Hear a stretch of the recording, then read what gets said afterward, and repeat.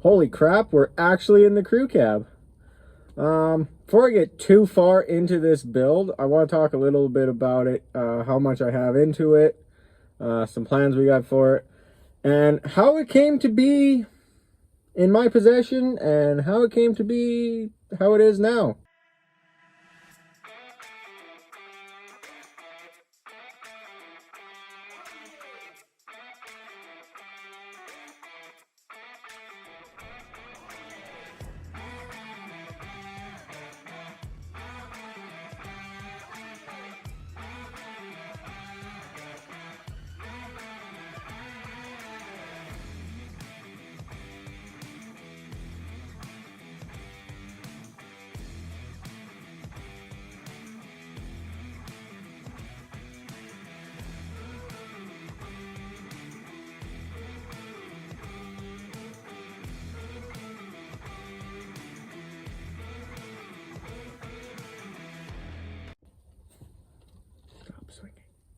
First, my love for this truck, this was a dream truck of mine. My love for this truck started because I used to have a different crew cab that I regret getting rid of.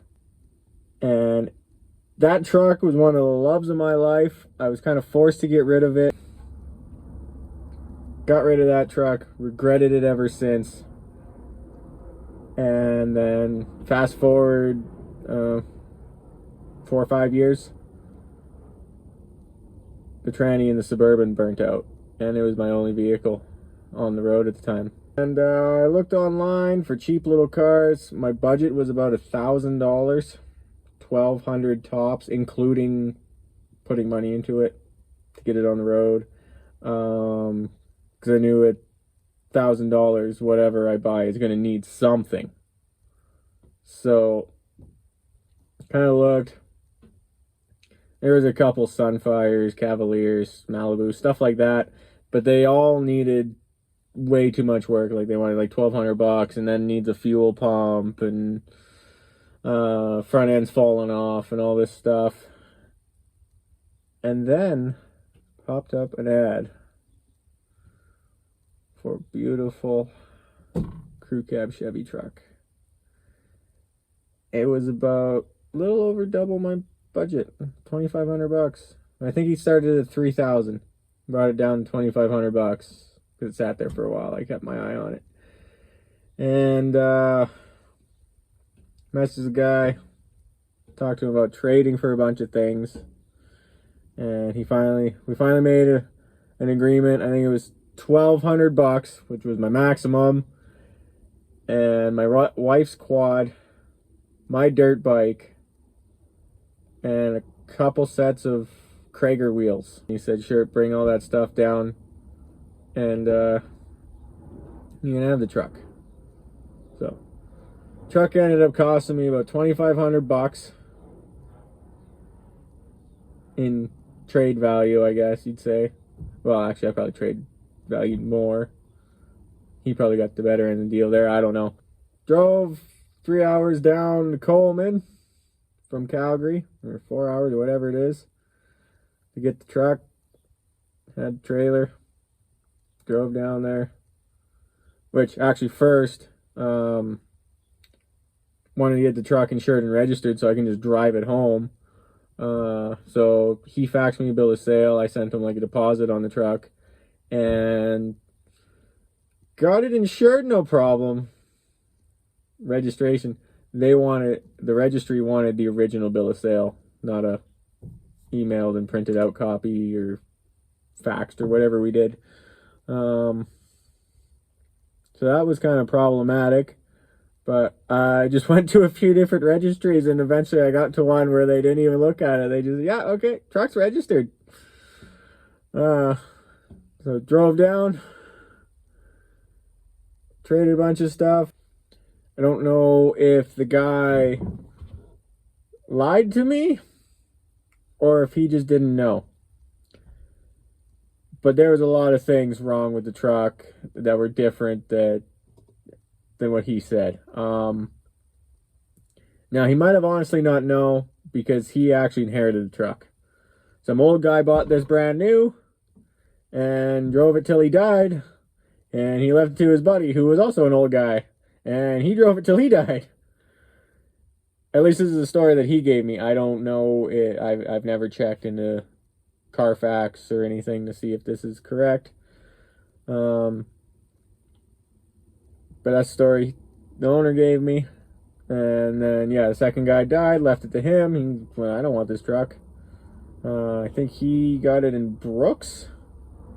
Brought it home to his place in Frank, which is right beside Coleman, basically. If you're ever down there, check out the Frank slide. It's really sweet. It's really creepy. Sad story there, but kind of neat to learn about. And yeah, made the trade deal. He was still hemming and hawing. I got all the way down there. He was hemming and hawing. I think we originally planned for $1,000 in the trade, and he said throw another $200 on, which was my limit. I said okay, I'll throw $200 on, and then that's the deal, and I can take the truck. Okay, so started driving it home, filled up with gas. Trailer lights quit working on my father-in-law's truck that my wife was driving home. I drove this home, wife drove father-in-law's truck. Trailer lights quit working on it, and she let him know, and he said, I don't want you driving my truck without trailer lights working then. So we switched it to this trailer to this. This didn't even have a plug, nothing, just bumper hitch. So I'm still driving with no lights, but at least it's on my truck.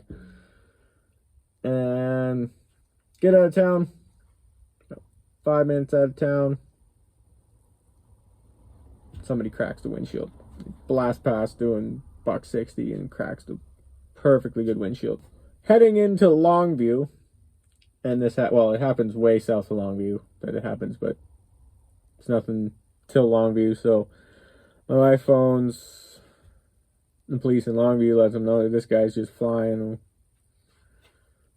And I wish she wouldn't have done that, because I'm driving with no trailer lights and a brand new truck that's probably not street legal and doesn't have a safety yet. So that was fun. Getting home, kind of sneaking through Longview, hoping I don't have lights. By then it was dark.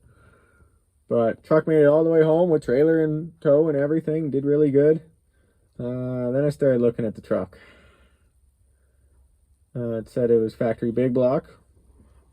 100,000 kilometers. That all seems to be... You look at the pedals, which I'm doing right now, if you probably noticed. Pedals look pretty mint in it. And the numbers all fairly line up. Supposedly, if it's wrapped, all the numbers are kind of... And they're not. They're fairly straight. So I think it's actually under 100,000. It's sitting at 97.8 right now. And that's after me driving it a bunch. I think I bought it at 93 or 94,000. Seat's a little worn. That's another telltale. Seat is a little worn, but not too bad.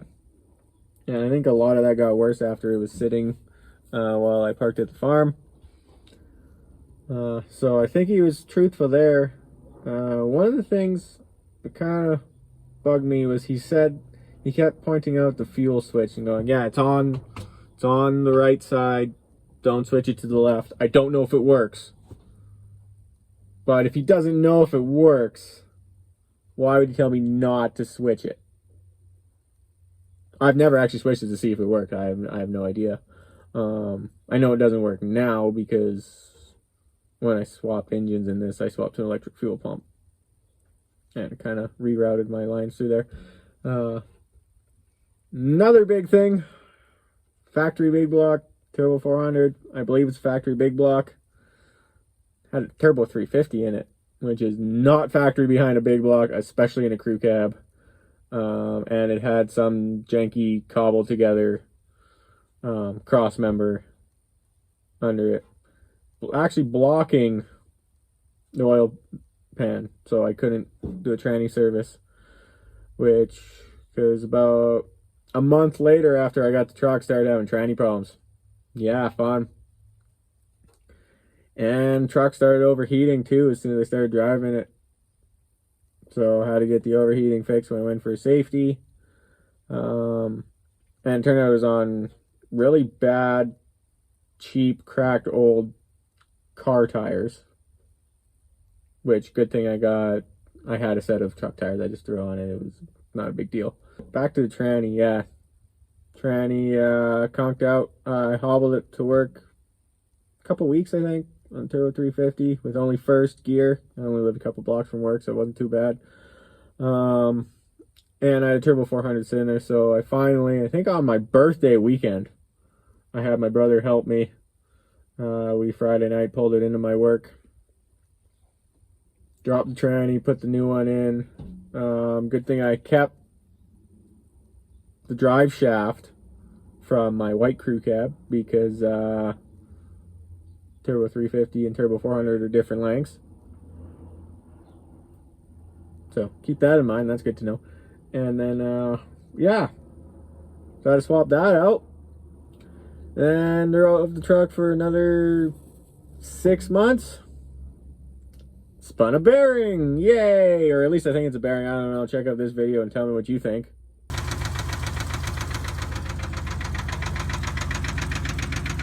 So yeah, that happened. Sorry,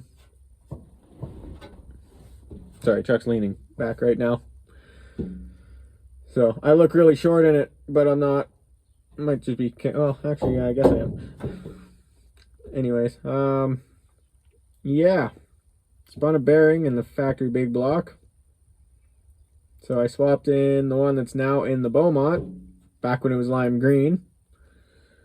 And it just never ran right in here. And I needed the truck for storage at the time.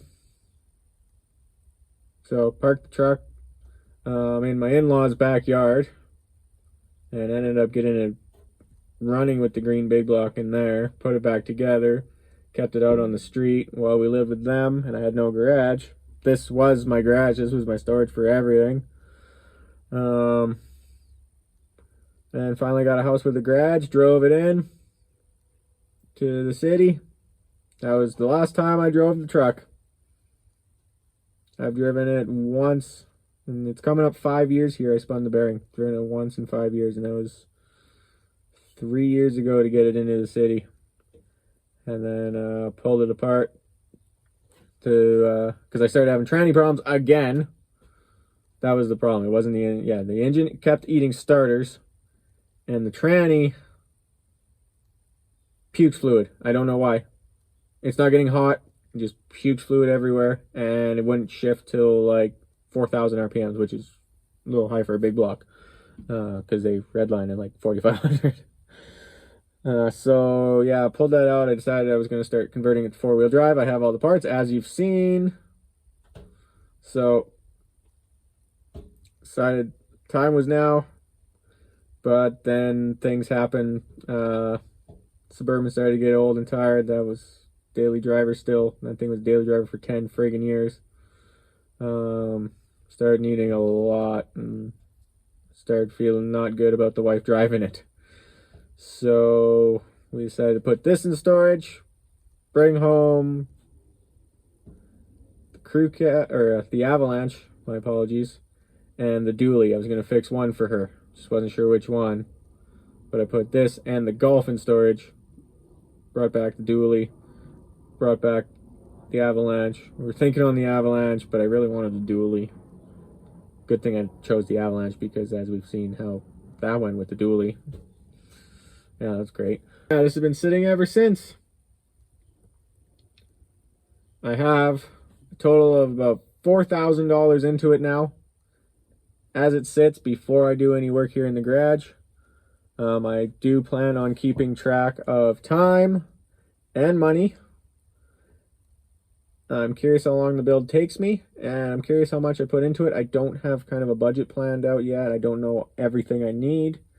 But I will be keeping track of how much I spend and what I spend it on. And then when it becomes a tow truck, I'm going to keep track of how much it makes and how long it takes. See when the truck eventually pays for everything that I've put into it, back down to the 4,000, and then hopefully eventually free. Hopefully this truck will pay for itself. I'd really like to see that. Thanks for watching. Got big plans. To be honest, I've already started on the truck, and there's lots of work coming up. There's lots of cool things.